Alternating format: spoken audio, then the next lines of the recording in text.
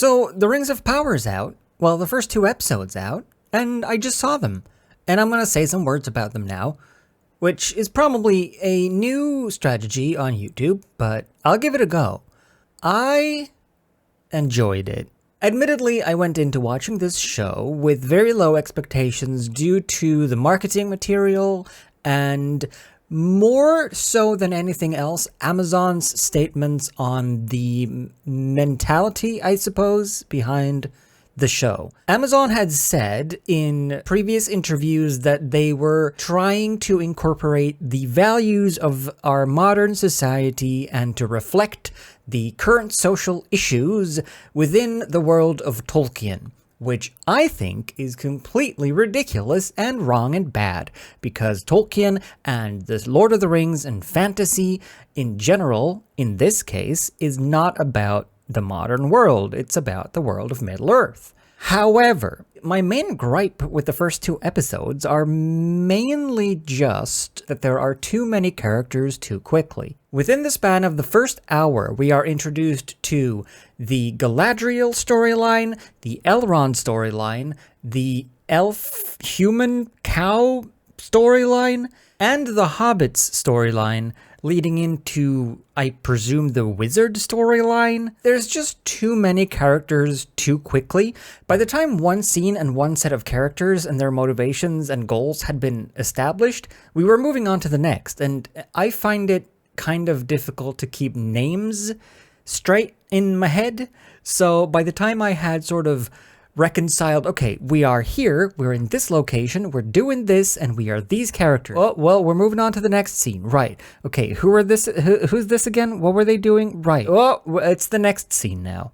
That was a little bit confusing. And a lot of those shots felt a little bit superfluous. It was a little bit draggy-on-y.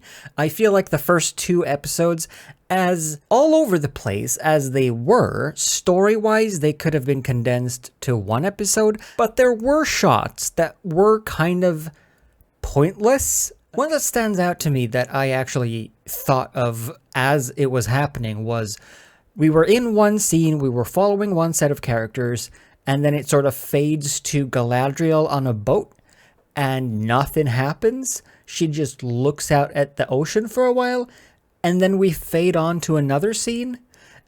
And I don't really know why.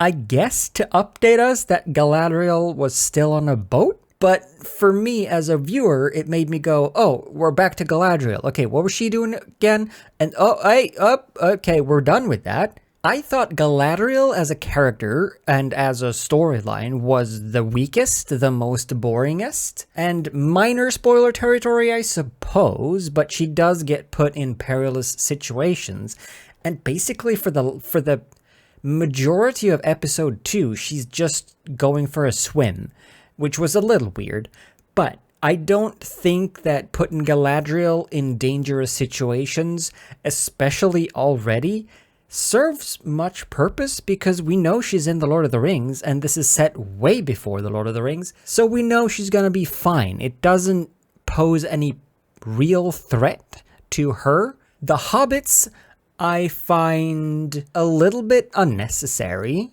but they serve as a catalyst for the Wizards arc, and I expect there to be a more focused view on the important characters going forward. I am very curious to see where the wizard arc is going to go, or where the story with the wizard is going to go. I'm saying wizard because I assume it's a wizard, because he has wizard stuff to do. He falls down from the sky and he can't speak, which, as we all know, is how every wizard is born. So I'm very curious to see what's going to happen with that fella. I have a sneaking suspicion, and I'm hoping I'm wrong, that it's going to lead into him being Gandalf, and I don't want that to be the case, but he does whisper to bugs, just like Gandalf. So I'm hoping that that's just sort of a wizard thing that wizards do, and not a Gandalf things that Gandalfs do. I'm also curious to see where the lady human and black elf guy story goes, not to spoil too much, but they find some issues going on in a town over or a village over, and people are gone, and there's a cow, and this cow doesn't make milk. This cow is sick, and this cow makes oil, which I guess is great if you want to get rich in the 21st century, but to a farming society in Middle-earth, it seems less than great. So that's interesting. I'm looking forward to see where that goes. I also really enjoyed the way the orc looked. The orc looked great. It was a great makeup. There was honestly no CGI that stood out as CGI, which is fantastic. Cinematically, this looks incredible. Like, it looks like The Lord of the Rings. It looks fantastic. If anything, it looks too perfect, but I guess that's because the Lord of the Rings movies were made in a time where cinema didn't look as crisp and clear as full UHD does today on a fancy screen, so it's gorgeous, the lighting is gorgeous, the colors are gorgeous, the vistas are gorgeous, the set pieces are gorgeous. Getting to see the Elven societies and the Dwarven societies was awesome. I am so far most invested in Durin's sort of story with Disa, his wife, which you've probably seen in the posters. She's the new controversial black dwarven lady. And I'm very curious to see where that story is going to go. Elrond shows up and Durin is not very happy, and Disa is sassy. And that's the dynamic so far. I will say, though, I thought that those three actors had great screen chemistry, and I thought that the dinner scene, if you've seen the episode 2, was my favorite scene so far because it brought some levity. I thought everything so far was very somber and serious, which is fine, but it needs to have some levity to lighten the mood now and again. And I don't think that the Hobbits brought enough levity. They were sort of light-hearted filler, but they weren't fun. So all in all, I would say it's a promising start.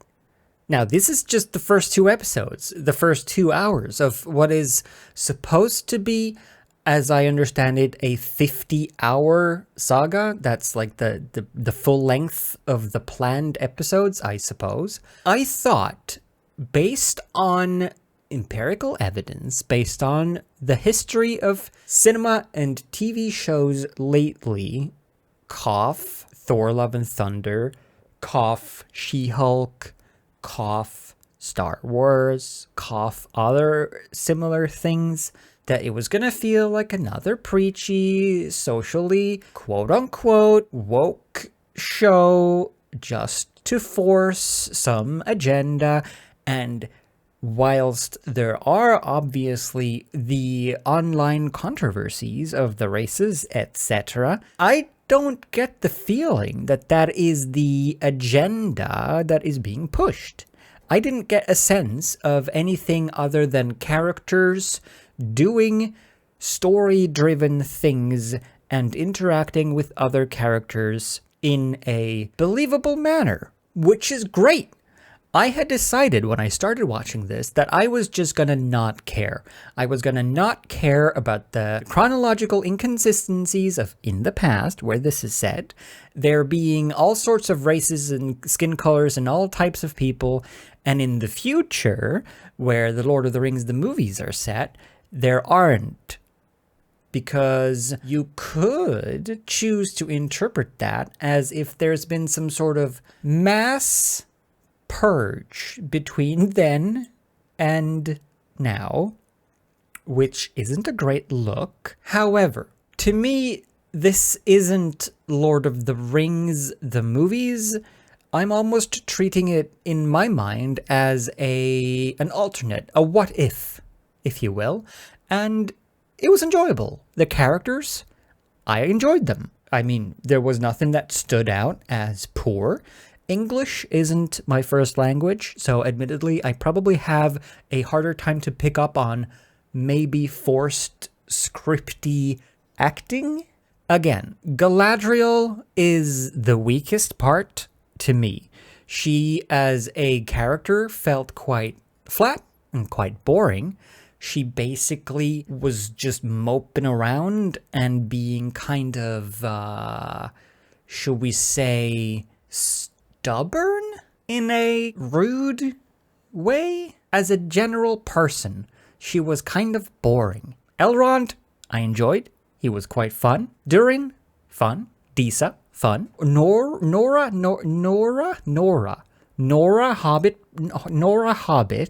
which was her official last name, I'm pretty sure. She had brought some nice little hiccup type moments to the story. Her friend was her friend. Magic Man, interesting. Didn't speak, so it's hard to say how well he acts when he does.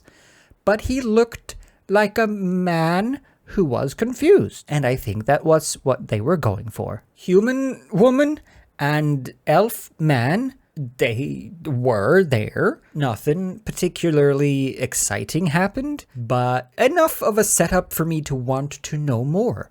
A couple of weird things for sure, like the elf jumping in the hole in the ground with no backup or no knowledge of what was there. Kind of weird, kind of a dumb thing to do.